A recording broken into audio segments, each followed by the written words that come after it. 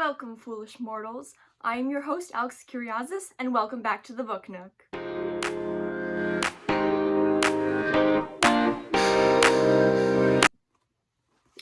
As it is Halloween, the best time of year, I wanted to close out spooky season with a psychological horror novel. So today we will be talking about White Smoke by Tiffany Jackson. This is her 6th novel and her horror debut, and I was so excited to read it. Her first book, allegedly, was published in 2012 and won an NAACP Image Award.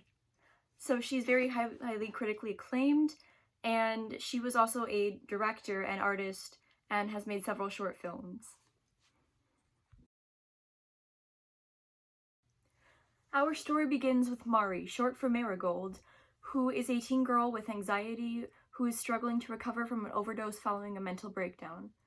She struggles with her father's death and her severe phobias of bedbugs and her anxiety disorder.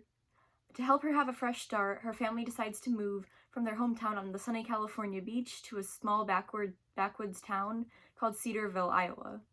At first, she struggles to fit in her all-white school with her new classmates. However, she begins to adjust.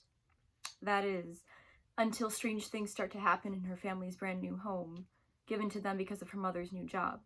She begins to have waking nightmares, objects move on their own, and she hears strange voices. But that's not all.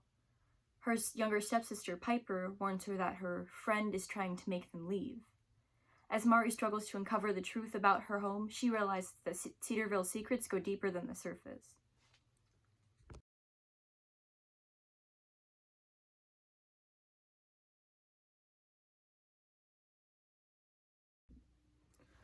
One thing I absolutely loved about the book was how Mari's guilt and her grief was portrayed, and how she actually did struggle with the aftermath of her mental breakdown. I thought that was very well represented, especially for a psychological horror novel, which often doesn't do justice to the character's mental disorder. I thought that her anxiety and her panic attacks were very well written. It was a nice change of pace overall. Her experiences weren't written off. She was a very well fleshed out character. She had struggles and she had a lot of flaws, but you still rooted for her, and in the end, I really loved this book.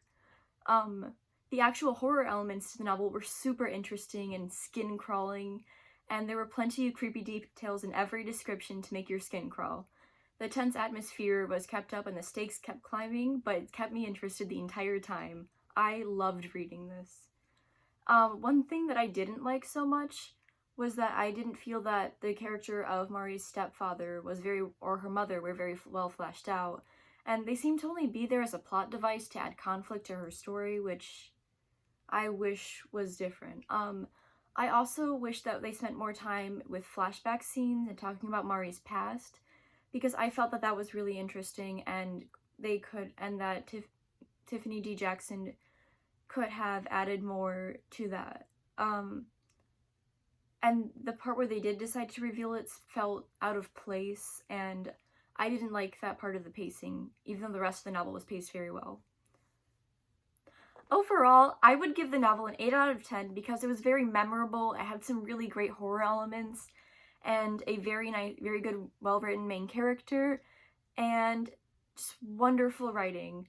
This is a must-read for some creepy vibes as you wait for next spooky season, and happy reading!